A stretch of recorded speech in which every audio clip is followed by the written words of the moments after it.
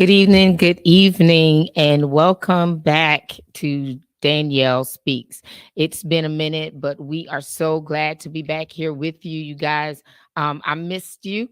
I've missed being here, and I hope you've missed me and missed the things that we have been sharing with each other during the course of the podcast and the journey we've gone on. Listen, we are at episode 21, and I'm excited about that. And starting episode 21, we're going to do a series called Covered by God. I was invited to one of the Bible study apps with I know you Virgin, you have your Bible study plans with a group, and it was talking about how God covers you. And as I was going through that plan, I was like, wow, this is really, really good. But in that plan, I felt like I was like, there are a couple of things that goes with this. I felt I wasn't the author of the plan, but hey, that's what I felt. And I felt that there were some things that we needed to address, some things that we needed to talk about. And so that's what we're going to do. So again, thank you so much for joining. Listen, hit the like button, hit the share button. Let's get this started. Invite your family, your friends, your co-workers, your frenemies, everyone. Like, bring them on in because we are back. I'm excited. I feel that there are a lot of things that God has done and that He's been doing and dealing with me with that. I just want to share with you guys. So I'm not gonna take too long. Hi, Journey. It's good to have you here. I'm not going to take too long with all of the talkings and everything, but I want to go ahead and dive on in because it's a lot of information. And though being that it's a lot of information to relay or to share, um, I will say this that, whenever I feel like I get a download, it always starts with me first. So I'm never feeling that I'm giving you all information that God had not dealt with me beforehand. So that being said, I want to give you a little bit of something that was given to me. And I shared this with a group of individuals not too long ago, just recently. And I thought that it was worth starting, like I said, this series and sharing. So again, share with your friends, your family members, and let's go. Also remember that doing this is not just me having a conversation or conversing on my own. We're in this together. So if you have any questions, if you have comments about anything, please, please, please feel free to put the comments in the comment section. If you would like to comment, but you want to be anonymous, please inbox me. I will be able to get that message, or the producer will be able to get that message, and we can put it out there, or it will be relayed to me so that it can be remain anonymous. But we want feedback. We want you to talk. If something pricks you and you want to share information that can be enlightening to the things that I'm saying, please do so. And again, thank you so much for being here. So let's dig in. So this one, I know we're talking about the series Covered by God. But today I wanted to talk a little bit about how God fights for us. So I want you to know that God does actually fight for us. He fights for you individually. So I wanted to deal there. So in our everyday lives, there are conflicts that are all over. I mean, they're totally unavoidable. You cannot imagine some of the things that you have to deal with that you just like, okay, there it is. I'm going to say this. Just recently, something happened within my family, and I was talking to the individual, and I was like, really, I was like, but it's not something that you have to deal with. It wasn't your fault. Like, you don't have to deal with it. Don't put it on your plate. Don't try to bear the burdens and the weight of it, because again, it wasn't on you. And so while I was saying it, they were like, yeah, but it directly affects me. Yeah, it may directly affect you, but you are not the one that bears that weight. That weight and that responsibility is of someone else. And so as I was relaying that to the individual, I was hearing God say, that's why I fight for you. Like, the weight, the burdens, it might directly affect you, but you can take your hands off. You don't have to worry about anything because I got this. I'm going to handle it. And while He covers you, when there's something that comes that directly affects you, it's unavoidable. I got you. So don't worry about it. So I was telling the person, I was like, don't worry about it. Like, it's okay. And I know they were like, I was about to say it. I know they were like, girl, listen, it's not okay. And I felt them, but at the same time, when there's somebody that is the responsible party, you don't have to worry about it. You sit back and you let them go to work. So in these situations that are avoidable, these conflicts that are unavoidable, we sit back and we let God do the work. Okay. So they and in that and being said, that being said, um, the way we manage them, and that goes back with me how I was talking to the individual, the way we manage the conflicts that are unavoidable is what defines our character and our faith walk. The good thing is we are not alone in the struggle, and God will defend us from any of our adversities. There are numerous accounts that are in the scriptures where we find that God fights for us and he fights on behalf of his people. A few accounts are, everybody's know the story about Joshua and the wall of Jericho, right? So just in case you don't know, God told the priests to go forth first, send Judah first.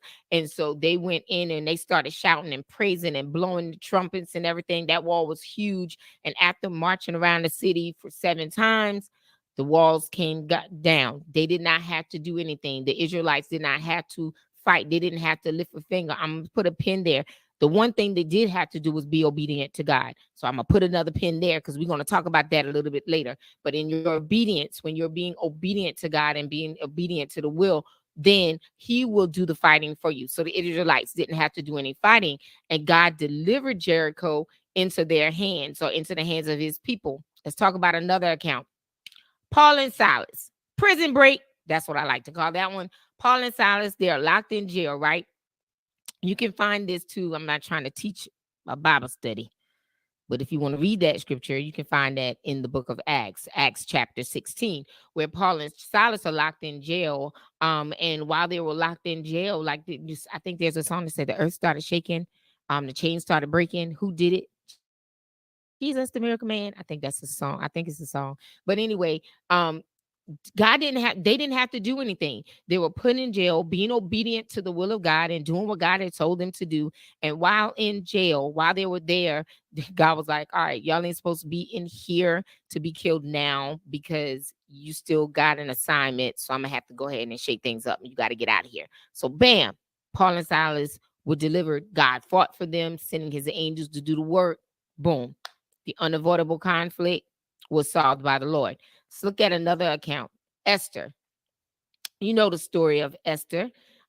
She was a Jew and she had an uncle named Mordecai.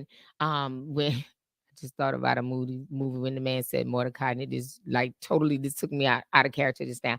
Anyway, so she had an uncle and his name was Mordecai, and Haman was a jealous person that was in the Bible days during that time, and he just wanted to persecute the Jewish people. No reason at all. There was absolutely no reason for him to persecute them. So, hey Joyce, how are you doing today? So because there's no reason for them to persecute them, Mordecai, who was Esther's uncle, when Vashti, the king's wife, the queen, did not come and bid to the king, as when he beckoned to call her, he was like, you know what, I don't even want you no more. Let me tell you what man to do for you, right? They call you, you don't do something for them because of whatever reason. Now that she wasn't doing what she was supposed to do, because when the king called, you're supposed to go. She had an attitude about something. Women, check yourself sometimes. She had a little attitude about something, and so she didn't go, and the king was like, I don't need you no more. I'm putting in this commission. I want everybody to know that I'm looking for another queen. I need another woman because this one, she's no use to me right now. And literally, he just literally put her away. So when Mordecai told her about that, or found out about it, he told Esther, I'm gonna need you to get cleaned up. I'm gonna need you to go to the king. I need you to be chosen. Like, you got to work this out. Whatever it takes, you got to be out of the hundreds and hundreds of women. I'm gonna go somewhere with that. Put a pin on that note. So we got a pin on obedience, and we got a pin on the amount of people, because she was chosen out of hundreds of women that went to be, everybody want to be the queen. So hundreds of women, conflict. The Jews were being persecuted, conflict. She had to be chosen out of hundreds of women. But guess what? She got the position, she got the job, and when she got that position, and the king beckoned and said, well, girl, what you want, girl? You beautiful, you got the goods. What you want me to do for you? She said, there's this joker named Haman, and he doing some things he ain't got no business doing to my people. Because she didn't go letting him know who he was and she was in the beginning. He's doing some things to my people, so I'm gonna need to go ahead and I need to get you to handle him. And he was like, well, what happened? Well, see, he built this what do you call it? I'm gonna say hangman, right? What do you what do you call those, the hanging thingies, those things that you hang people on? He built that for Mordecai, hangman. He built it for Mordecai. And she was like, nah, he can't kill my uncle. There's no reason for it. And he was like, what you want me to do? I want you to handle that. So guess what?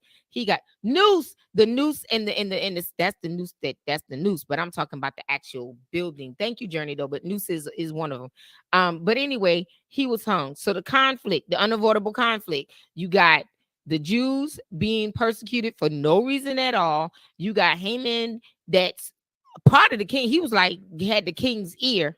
Uh-oh. Uh-oh. He was in the king's ear. That's another pin to be put somewhere. And then you had Esther, who had to be chosen out of hundreds of people. She was chosen. All of these unavoidable conflicts there, and God fought for them. God was the one that handled it. He used someone that he chose that was out of multitudes of people. And he said, I'm choosing you. Now, what did that person have to do? They had to be obedient to the voice of God. And when you're obedient to the voice of God, when he chooses you, he covers you. And when you come to an unavoidable conflict, he fights for you. I'm going somewhere with these people. Come on, stay with me. Here's the one I really want to deal with, though.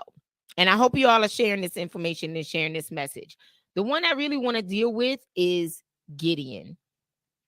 I don't know if you all know the story of Gideon. And as I just did with the story of Esther, I'm going to try to give you a little synopsis quickly, if I can. Gideon was probably the greatest example involving an unlikely warrior, right? Leading the Israelites into confrontation with their oppressors, and they succeed. Somebody say victory. They got the victory. Yeah, yeah. I'm not going to sing Journey, I promise. Okay, so I'm not going to go through too much of the whole backstory of the Gideon information. It is, however, in Judges chapters 6 and chapter 7. I know it definitely starts in chapter 6, but I'm just going to deal with some from points, if you will. Come on, say victory. I'm going to deal. Did you just say you did? I'm going to deal with a couple of points here for this. Okay, so the Israel endured years and years of hardship under the hands of the Midianites. So if I'm not mistaken, it's like 7 years that the Midianites had overtaken Israel. And then so now Israel were frightened. They were running in, hi mom, how are you? Love you. They were running in the caves and in the mountains, watching the Midianites destroy their cattle and destroy their crop. All of those things were being destroyed. Here we go. Conflict number one with this. You got the Midianites. They overtook them. They were more powerful, and they take now the people are scared. Conflict number two, fear. And then they were doubtful because now they don't have food. Fear and doubt is in play because now you don't have food. The people are taking over you. They taking your crop. You watching them do that. You hiding because you scared. You in the mountains looking through the caves, watching them just destroy everything and take everything over. And so the thing about it is, while they were in the mountains afraid, God had his eyes, both of them, on one extraordinary individual, and that was Gideon. Now, you all know the story. God sent his angel to go to Gideon and tell Gideon that, God was looking at him. The Lord is with him. And he called Gideon a mighty man of valor, right? Gideon was like, no. But God said, despite the reservations that Gideon's had, that he was reassured by God that he would be with him. So long story short, after Gideon was like, no, I'm not a mighty man of valor. I don't know what you're talking about, God. I mean, because that happens when you have fear. You start to question, you start to doubt, right? Because these are the conflicts that we're dealing with right here that are unavoidable. God still assured him, no, I'm with you. So Gideon, within the chapters that I'm talking about in Judges 6 and 7, I don't know if it trickles in 8. I think it does, but don't quote me on that. But I know it's in 6 and 7. He then gets 32,000 men. 32,000. That's the magic number, right? Because the Midianites were great. So he gathered 32,000 men to fight. God told him, that's too many. He was like, sir, but they got hundreds. Like, what are you talking about? Hundreds of thousands. You telling me that's too many, and you're sending little old me, somebody that's not worth anything. I'm just, the smallest or the youngest out of my family. We mediocre people. I'm nothing. And he said, but I chose you because I found favor in you and you're a mighty man of valor. And I don't need you to take 32,000 people to fight. When I told you to do a thing, you just do it. So guess what? Obedience, boop, comes back into play. He has to now be obedient to God. All right. So God gave him instructions on what to do and how to do to get to the number that he wanted. So one was ask the people who are afraid. So out of the 32,000, he went to them and he was like, yo, who's scared? Because we got to fight. You might die. I mean, I don't know. I don't know what the plan is right now. All I know is this is what God is saying. So I need to know who's afraid, because if you're scared, I need you to go on back to the house. 20,000 people left out of 32,000, y'all. I saw that number. I was like, them jokers was scared. They don't want to die. I'm a Marine, so we're trained to kill. We're trained to fight to the end. Okay, and here goes my producer right now. But we're trained to fight. We're trained whatever to kill. We're trained to do that one shot, one kill. We don't waste any ammo, and so we're hard chargers. We're gonna go ahead and do it to the end. And I'm thinking 20,000 of the people that joined the army. Ooh, you got so many people that would join in the fight. You got so many people that are in the church that say, I'm in it. I'm going to do it. I'm going to do it. So many individuals that are there, yet there's so many that are there, but they're in numbers there because that's what we're supposed to do. That we're going to be there because, it looked good for me to say that I can fight. When rubber hits the roads, you flee. The Bible says, I'm deviating here. 10 virgins, 5 were wise, 5 were foolish. My husband, I think I said this on the podcast one time before. My husband enlightened me with that for me. 5 wise and 5 were foolish. They were all virgins. They were all supposed to go and meet the bride, right? The bridegroom come. They were all supposed to be coming to meet the groom because the bridegroom was coming. He was coming to gather them. All of them were supposed to be there. 5 wise, 5 foolish. 5 of them had oil to trim their lamps. 5 of them didn't. And so now they go to sleep.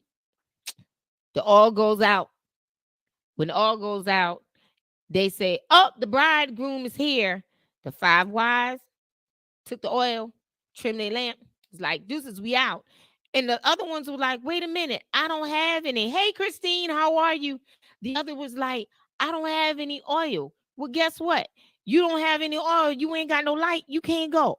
I just said something. You don't have the anointing. Your light can't shine. What is the kingdom going to do? You can't prosper. You can't go. You can't do anything. So then that's what happened with them. Here's the enlightened part that I'm going back with the 20,000 and the 32,000, the 20 that left. My husband is like, all of these people in the church, they're supposed to be there. They're counted on. They're in the church. They're active. They brought the oil, but just enough oil just to say, I've been there, but not enough oil to go in. He said, everybody ain't getting in that's in your face and in your presence. And so there was just enough to go in. Half of the church that we see as the church ain't but half gonna make it in. God gave us a description. I just thought I'd throw that out there. So now you got 32,000 men. Who's scared? Bye. See you later. 20,000. They're gone. They just dip. They're like, I'm out. I'm afraid. So then now you have 12,000 people left. God said, yo, Gideon, that's too many. And he was like, dude, like 20 gone. Like, what am I supposed to do? He said, take them to the brook. And when you take them to the brook, tell them how to drink the water. Like, I can't remember the story offhand, but it was like whoever laps like a dog, whoever keep their eyes open, like all of these different things. And then out of that, who's the one I'm going to tell you to get. 300 out of 12,000. 300 was the one that remained. Only 300. How many of you know little becomes much, much in the eyes of the Father? 300. All you have to do is be obedient to his will and follow him. So the mere 300 men storming the midnight camp one night, blowing their trumpets, smashing pitchers, not pitchers like baseball pitchers, but pitchers that you drink water out of, smashing it, yelling and screaming, talking about the sword of the Lord and of Gideon. And when he did that, when he said that, as he was doing that, as the 300 men were doing that, camped out on certain spots, of course, in the camp, the Midianites got frightened. They were surprised by Gideon, and the 300 men began to fight themselves because they were confused. And Israelites and the Israel people were victorious. Someone say victory. When God fights for you, you have victory because nobody can beat God. So fear and doubt, we talked about those conflicts that are unavoidable. You have fear, you have doubt, you have the number of people or individuals that you feel that you can't win with. All of this right here is going on. And so now the Lord fights for us. That is not to say that we don't become perplexed, that we don't have problems or issues within ourselves. That doesn't mean we don't fear or we don't even question God. If you look in Judges chapter 6, verse 13, Gideon did not hesitate in showing his frustrations and his doubts. And yes, I'm reading some notes because I don't remember everything. And here's what this verse says, because I don't remember the verse. And Gideon said unto him, O my Lord, if the Lord be with us, why then is all this befallen us? Uh-oh. And where be all his miracles which our fathers told us of, saying, did not the Lord bring us up from Egypt? But now the Lord has forsaken us and delivered us into the hands of the Midianites. Now, here you go. Now, in all the previous verses, the angel of the Lord came to Gideon and said, Gideon, God is with you. You are a man of valor. And in today's words, Gideon was like, nah, player. He talking to the angel because he ain't said that to God. But he's like, nah, player, where God at? Because all of this stuff is going on. Where is the Lord? Yet in verse 14, the Lord himself then looks at Gideon. You want to know where I'm at? I'm right here. And he said, go in this might, not in your own, but go in this might, and thou shalt save Israel from the hand of the Midianites. He was letting Gideon know right then, I know what the might is. You are strong. You are a man of valor. A lot of times we start doing this number of studying like Moses did, but God told him, you got to go at the burning bush. He told him, you need to go ahead and go to Egypt and let the people go. And he was like, I stutter. No offense to anybody on him that might be watching that stutters, because that's not what the point is. The point is Moses felt like he couldn't talk clear enough. He felt that if he went, he wasn't going to be able to articulate the information that God wanted him to say to Pharaoh, the Egyptian Pharaoh, him. And so he was like, nah, I can't do this. And God says, go in your might. He was like, but I'm going to be with you anyway. So even though Moses stammered, God was like, but I'm going to speak. I'm going to send Aaron, your brother, with you. We got this. It's all good. So we're going to do what we do.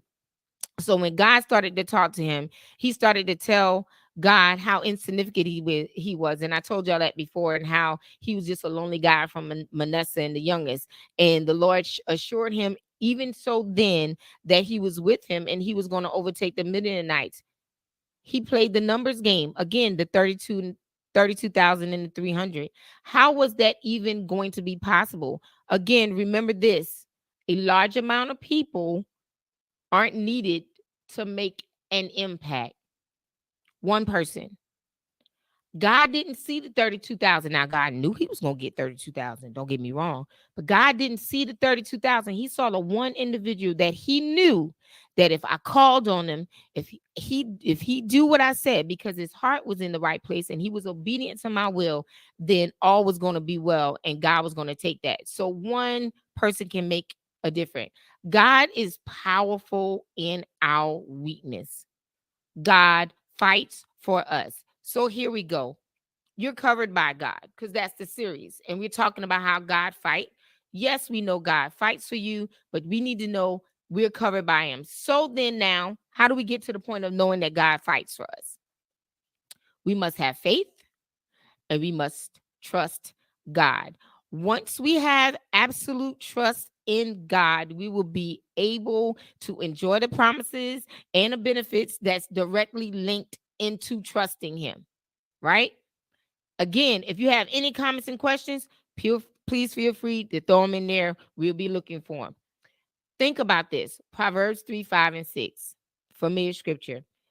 Trust in the Lord with all thine heart and lean not into thine own understandings, but in all thy ways acknowledge him, and he shall direct thy path. God covers us. Trust in him. That's all he asks. Be obedient. Trust me. Have faith. I got you. We are covered by God regarding all aspects of our life. He will completely cover us when we completely trust him and know that, just like in Psalms 46 or Psalm 46 and 1, 46 and 1, it states, God is our refuge and strength, a very present help in trouble. Song, Waymaker, miracle worker, promise keeper, light in the darkness. All right. He is our waymaker. He is our promise keeper. He is our light in the darkness. He is our protection. We are definitely covered by God. God, does that say that we do not worry? I would be remiss to say no, we don't worry. We don't have fear. We absolutely do worry. We absolutely do have fear. We absolutely have doubt. As Gideon did, as he surely clearly stated to him when he questioned God in verse 13 of chapter 6. He was like, again, where you at? Where's the God that we saw? And why you put us in all this trouble? Like, for real, like, this don't make no sense. But yet he doubted and he worried and all of that stuff. He was chosen to lead an army to fight Midianites that were extremely powerful. Like Midianites, if you read the Bible, if you go back through Judges and read about the Midianites, they were like very, very powerful. And like they were like the Marine Corps versus, no, I'm just they're like, I'm messing with my producer right now, but they were tough. They were like so strong, like for real, for real. And so because of that, he was like, what are you doing? Like, why are you asking me to do this? And where are you? Like, I need help. This ain't good, God. Then he went to 300 people. Like, dude, like, this ain't good. My mama tells me all the time, and she's on here, she's still on here. She says to me, because I tell her, like, I just like, God, you tripping, like, you better stop talking to the Lord like that. But you can have just candid conversations with him respectfully, because you better know who he is. He's sovereign, he's omniscient, he's almighty. Don't be playing no games. But at the same time, he knows who we are. God knows I'm unique. He knows how I come to him when I come to him. I'm not like the people that gonna say the thous and the who's and all of that. I'm not that person. But when I come to him, he knows that my heart is sincere. So I'm coming, right? So I come to him completely trusting him. And that's what we have to do. We have to completely trust God. When we trust God completely, fear, anxiety, doubt, worry, hopelessness, all of those things, they will be forced to leave because faith in God is greater than our circumstances. Bloop, bloop. Have faith in God. All right. He will see you through and he'll fight your battles. My producer's laughing at me, and it's okay. Right. But you got to have faith in God. You have to have faith in God. Yeah, I listen, I am who he created and he knows how I talk. That's right, Christine. I just go. Listen, that's all I can do. I just go forth and he understands because again, he created us all differently. Hush Journey. He created us differently and he created us uniquely. We're not going to be the same. I'm not going to look like you. I'm not going to talk like you. I'm not going to sound like you, but I'm going to be who I am. And when I come to God with my fear, with my doubt, with my worry, with my anxiety, with my hopelessness, when I come to him with all of those things, yet trusting him, I can still say, Lord, look, I can't do this right here. I'm a little bit afraid. right? Like for real, like what you doing? Like I'm shaking, shaking. I know it's shaking. It's not shaking. I'm shook. That's what I'm trying to say. I am just like, oh God, I'm cut. Why me? Why me? And you do all of that. And once you do all of that, he's there. He's like, come to me, cast it on me. I got you. Say what you want to say. I'm gonna tell you right now. There are times that I go to him, and I said this before too. Jesus is like inching up on the seat because he's like he has to run interference. He's like God, because she gonna say something crazy out of my. I got her. Lord, see her through me for real, like because she's probably coming crazy. See her through me. But when you do that, and when you're sincere and honest with God, God can he don't like fake people. Ain't no need to do that. Because I mean, first of all, you can't minister fake. You can't reach this generation we in now. You got to be as real as you real can get. I'm deviating. I need to get back to covered and God fighting for us. But guess what? When we real, he can fight for us. We can't come to him fake and insincere. We have to be who we are. He has to use who you are to be able to impact the world where it needs to be. Yes, the Father seek them that would worship him and in spirit and in truth. And that worship thing, oh my gosh, Lady Kershaw spoke Sunday. Ooh, let me tell you about this whole worship thing. It started with Evangelist Hutchins when she was talking about something that she ministered that Saturday prior that Lady Kershaw was privy to be at. And man, she got up there Sunday and she just said a couple of little check marks, a thing of how we come to God, clapping our hands, we praising, all of that. And he like, you praising, you clapping your hands. I don't know you. You can do all these things because that's the norm. That's what we're traditionally do, or that's where we are, that we just sanctify yourself. I kept hearing that. Lord have mercy. That's gonna be part of this. I said it. That's gonna be part of this. We have to be sanctified and come into God pure, clean, be intimate with him, so that then he can nourish us, so that he can fill us, so that that complete control can be his, and we can do what we do. Let's get back to being covered by God. Okay, so then, as I say it, worries, you have all those worries, the doubts and the fears, they will be forced to leave when you have the faith and trust in God, because he is greater than the circumstance. I am covered by God. We must believe that we are truly covered by the Lord God who sits on the throne. Amen. All right, look, we must also remember that God knows who we are. Like he really does. He knows who we are.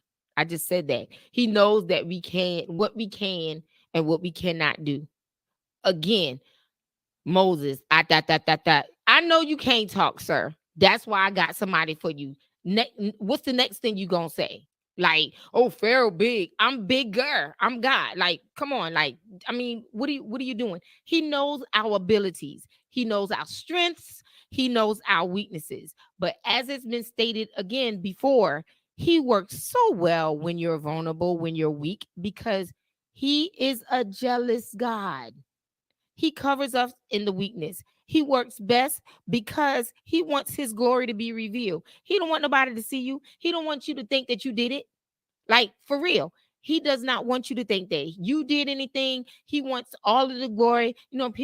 People be telling me all the time, like, so and so, I say something, oh, this is good, whatever. And then I go, I think, to God be the glory.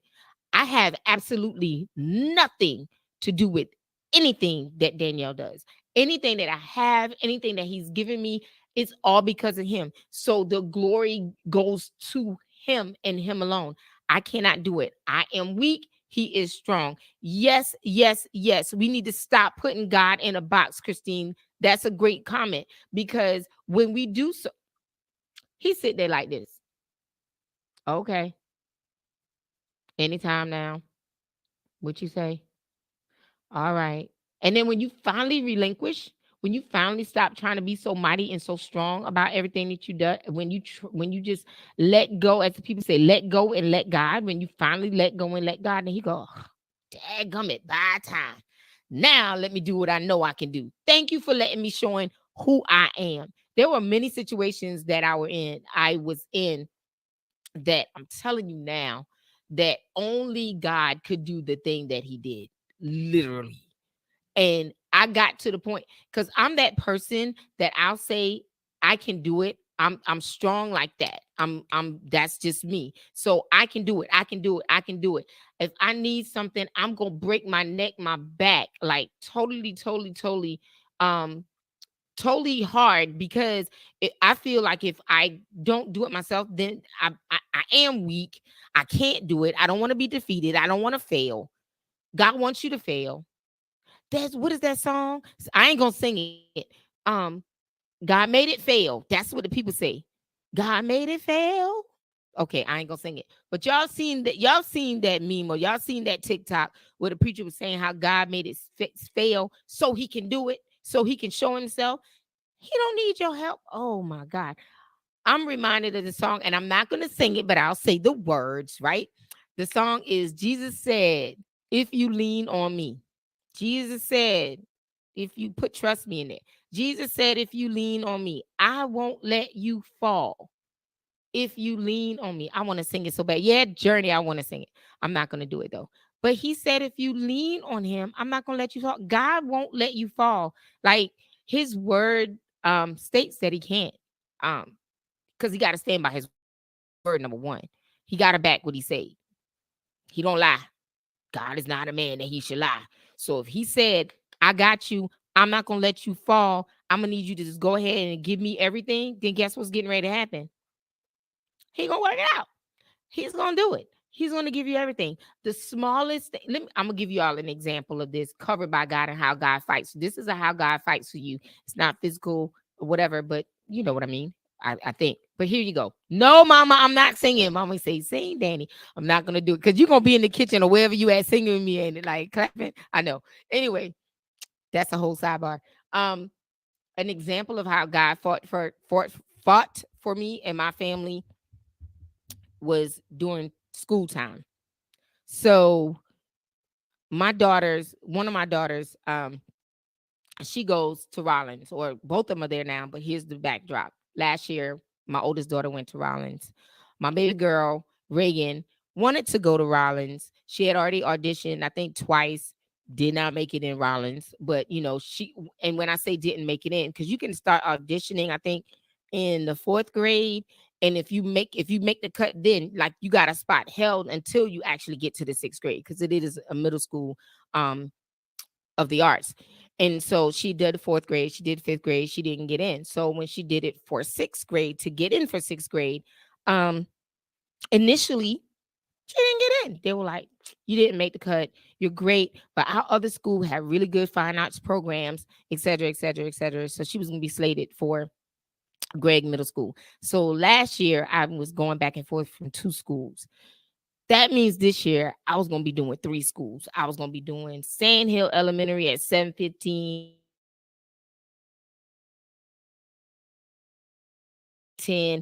at 9 o'clock. I back and forth, and I was just boom, boom, boom, boom, like the whole time. And I was like, oh my God, I'm not going to be able to do that. And so I was in panic mode, but yet prepping my child because she really, really wanted to go to Rollins. So I'm prepping her. Okay, you're going to Gregg. Went to the Gregg Middle School, and she met somebody, one of the teachers that was at Somerville Elementary where she was. They were like met in the hallway, like, oh, like people run in the field, meet and hug. That's how they did in the hallway. And she was like, oh my gosh, you're gonna be with me. I believe in da da da da. And I talked to the counselor that was there because I know her personally. And she was like, I got her covered. Like, don't worry about it, whatever, whatever. And I was still going, like, God, this too much. Like, I was already freaking out last year because it was overwhelming. My mom came as some of the times that she would do to help us out with things that we have when I needed her to be there to do something, to be here for when I'm doing the podcast and Kenny at work and I need to do it, she'd come, or whatever other thing that I needed for her. And me and Kenny were going somewhere, and I was like, Mom, I need you. And she was like, sure, this is what you got to do. My mama called me and she was like, you ain't got no time. There's not enough time in the day for what you have to do. I was like, I know. So now you know why the clothes that you, every time you come to the house and be on the chair that I be asking you to fold instead of me folding. That's why you fold the clothes. Anyway, all of that to say, I was in panic mode. I literally did not know what I was going to do. I prayed and I asked God, like whatever. But now within my own strength, I felt like I knew enough people. Of course, she has to audition to get in. Don't get me wrong. If you don't get in through your auditions, you ain't getting in school. That's how the school is set up. But I was like, God, come on now. Like, she's really good. She's artistic. She, oh my God, theater, like she's a drama queen. Like she could fit in all the little spots that they have. But because of some of the things that she has going on in her own life, that is her challenges, I just felt like, oh man, she gonna get the bad end of the stick. Long story short, she done went to Greg. She meet the teacher. All of this stuff is going on. And I have then relinquished my hand, took my hands off. All right, I can't do anything about it. It's a done deal. It's settled. She gonna go to Greg. She done put the Greg sticker on the door, on her room door. Everything is like, all right, so that's where she's gonna be. She was settled. And like 2 days later, I think, I get a call from the person that's over Rollins School of the Arts, and they're like, "Hi, Miss Hodges, is this Reagan's mom?" Yeah, yeah. And she was like, "Okay, I just wanted to know if she's still interested in going to Rollins because we have a position or a slot available for her for dance." Covered. I was like, "Ah," like literally, I was like over the top. I was sitting at the desk and I was just like, oh my God, oh my God, oh my God. And I was like, yes. And she was like, well, make sure she still wants to go. We need this paperwork, like, tonight. Like, I need you to know because we're gonna call the next person in line, blah, blah, blah, whatever. Okay, no big deal. So I called Kenny because he's picking him up in the car right line because I was like, Kenny, I was like, the lady called, I was like, Reagan got into Rollins. He was like, okay. And I was like for real, like that's it. He was like, oh, I had already prayed. I knew she was going to Rollins. He was just like, you do again, Christine, putting God in the box. My husband had already sent the prayer up. I prayed, but he had already sent the prayer up. And he's like, my prayer get through. He's like, your prayer don't reach past the ceiling. My prayer goes all the way to heaven. And I told God, like, look, I'm gonna need you to handle this because you said that you're gonna be able to work things out for us. And you said, and you said, and you said he started throwing his word back to him, which is what you do. You pray God's word. God had to sit up and say, yo, my boy down there praying, Jesus. Danielle husband praying. She prayed, but her husband praying now. So I'm gonna need you to go ahead and handle this. And he fought. He went in. I don't know what happened to the person whose slot we got. I pray that they were okay, but I'm so glad that we got the slot. God fought for us. That might be small for you, but it's major for us. It was major for us. And I had to coerce my child because now being autistic, I had to flip her head. Not me personally, but she had to now change because she was set. I'm going to Greg, da da da da da da da da da da. And so it was a change for her. But God did it. And my point is, God did it. He fights for us. He got your back. He cannot go back on his word. And if he says it, he's going to do it. So I implore you, because I mean, Kenny, thanks for laughing at me. That's my husband, Kenyatta. Thank you. I appreciate the laugh, but it is what it is. I'm going to say, and I see all of you all's comments on here that you have been sending. Thank you so much for tuning in and commenting. You can still share this because it's still going to be on Facebook. It's still going to be on our YouTube channel. But I am going to say, remain encouraged today. Please remain encouraged. I would say, as how God covers us, one of my favorite scriptures and passages of scriptures is Psalm 91. And verses 1 through 4 says, and I don't know it verbatim, I know first verse for sure by heart, but it says, he that dwelleth in the secret place of the Most High shall abide under the shadow of the Almighty. I will say of the Lord, he is my refuge and my fortress. My God, in him will I trust. Surely he shall deliver thee from the snare of the fowler and from the noisome pestilence. He shall cover thee with his feather. He shall cover thee with his feathers, and under his wings shalt thou trust. His truth shall be thy shield and buckler. Trust God. Seek him first. You are completely covered by the Lord in all things that are regarding you.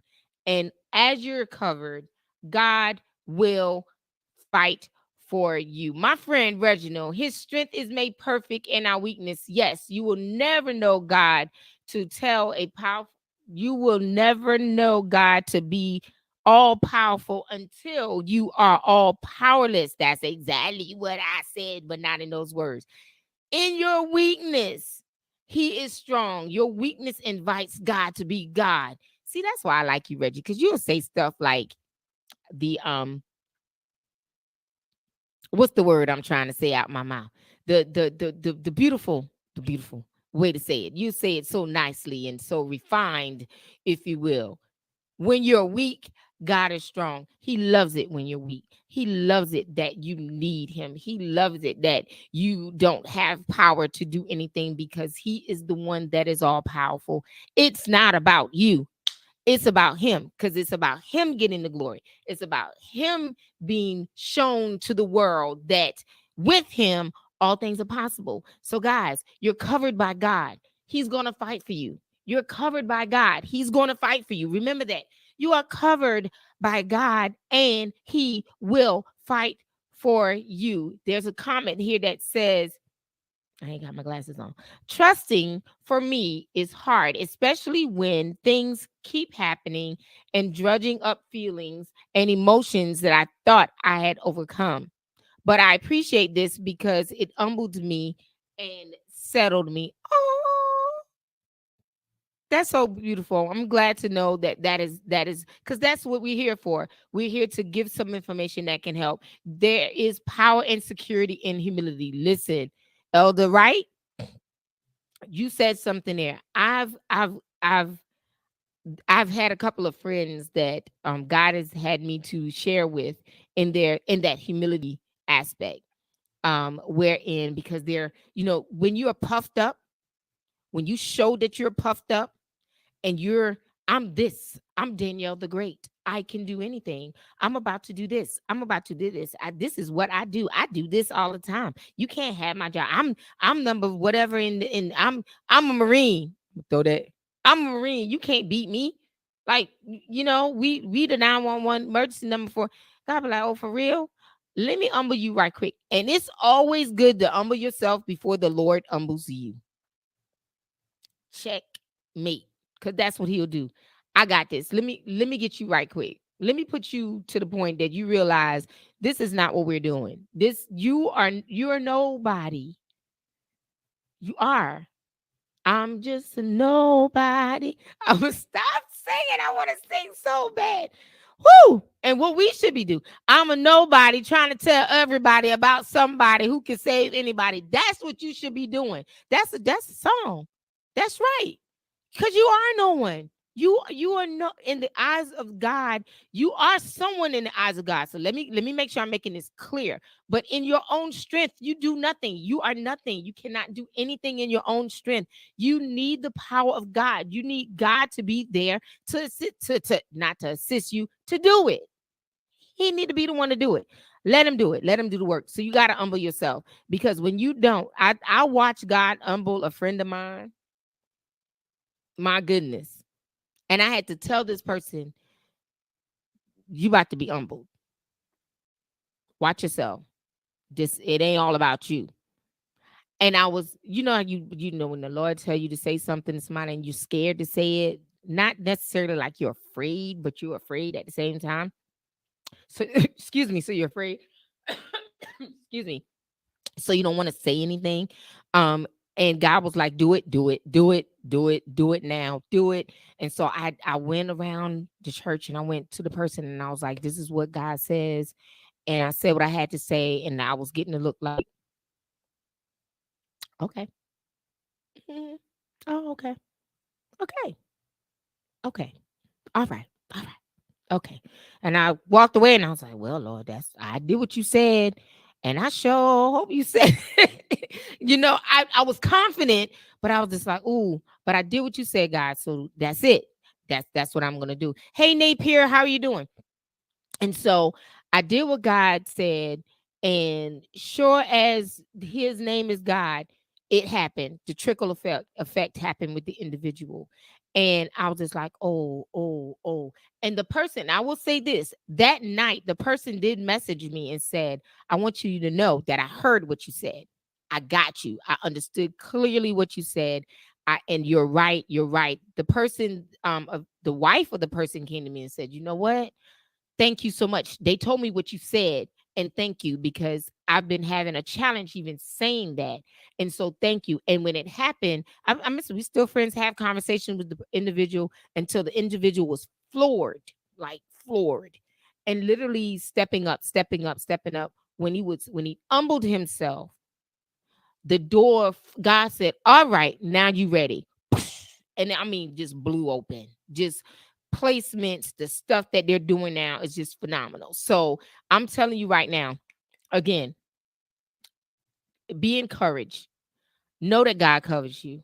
Know that He's gonna fight for you. He's gonna fight your battles, but you gotta be you gotta be obedient. You gotta be obedient. You gotta be obedient. You gotta be obedient. You gotta be obedient to God's word. You gotta be obedient to Him. These people were obedient to God. Esther had to be obedient, right? He had to be. Joshua and the Levites and stuff to get Jericho wall down, they had to be obedient, and they had to do it exactly how God said it.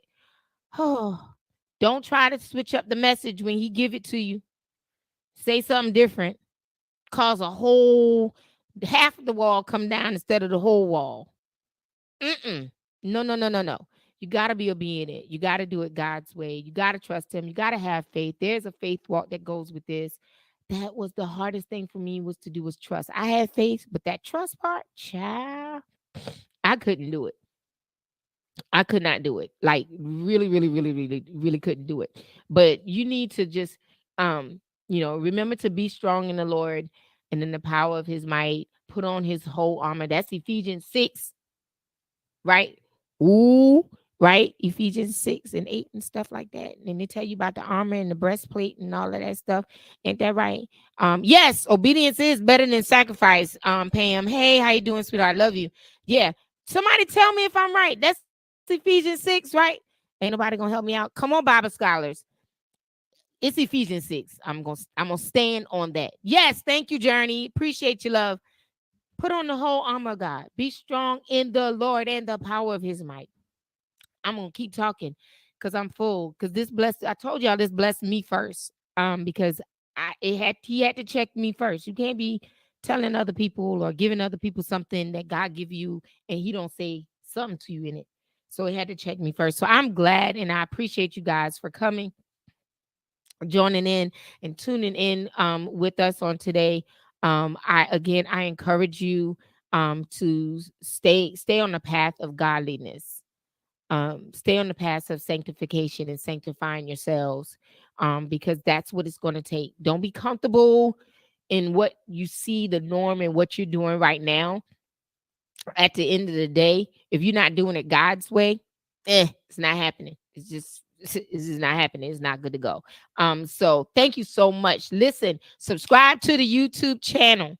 Please, please, please remember to do so. I'm going to put a couple of pins, or do some house cleaning right here as well. I've noticed over the past couple of months, I think I would say, we were slightly behind because of whatever reason, because of the camera stuff not working, because of traffic, because like today I was in another meeting as well. Like I was doing, like it was so much, and still trying to do it at 6 o'clock. We're gonna change the time. It's gonna be 6:30. Okay, still prepare yourself. We're not gonna try to be out there so long, but housekeeping. Thank you, sweetheart. Thank you. I love you. Housekeeping is what I'm doing right now. Some housekeeping. Um, we're going to change the time to 6:30. So instead of, because that's pretty much the time we've been coming on, around 6:30. So we're gonna do that. And God bless you, Pam. Love you, sweetheart. Love you so much. Um, Hey Rose, how are you? Thank you so much for enjoying. And listen, you guys, I appreciate that. I want to know that this is touching your lives. So thank you for that. A lot of people would inbox me or message me, but I appreciate knowing that what it encourages me. To be honest, it encouraged me to keep going and doing what I'm doing. To know that this is helping other people. So in the next 2 weeks, instead of 6 o'clock, we will be on here at 6:30. Now, the producer and I are gonna be here the regular time because we got to make sure things are up to par and up to snuff. But I just wanted to let you all know. So you'll be seeing us on at 6:30. The flyers and everything will be saying now 6:30. Again, I'm so glad you're here. Remember, you can visit our website www.daniellerlee.com. The information, all of the podcasts will be on the website. Merch is also on the website. You can get mugs with Shame is Not to Blame on it, which is the title of the first book. You can get t-shirts with Shame is Not to Blame on it. You can order the book Shame is Not to Blame, How Overcoming Pain Leads to Purpose, on the website as well. And listen, I'm telling you right now, I'm telling you, the other book is coming. It is well on the way. Nikki, are you out there listening to me? I'm gonna call you very, very soon. It is on the way. A lot has been happening the last couple of months, guys. I mean, a lot. But God, He still sits on the throne, and He is God, and He knows what He's doing. And that's all I can say. If you would like to be a blessing to Danielle Lead the Brand and to Danielle Speaks Ministry, please, please, please feel free to cash app us at Danielle Lead the Brand, $ Danielle Lead the Brand. It is going to it's literally rolled over right into what we're doing, into ministry, into going out and pouring in to the lives of others. So thank you so very much for joining. I love you guys. Thank you. What did he just say, my man, the producer? You're the man, Mr. Yes, listen, Bradley is the man. He is the man, and I appreciate him so much. Y'all don't even know, because all of this, what y'all see right here, that it comes from him. So, and I tell him all the time, but publicly again, thank you so much for being who you are and for doing what you do. Napier, love you so much as well. Thank you again for joining. For those that did join, please, please, please, again, share the video, share this podcast. And until next time, again, we love you. Danielle Speaks.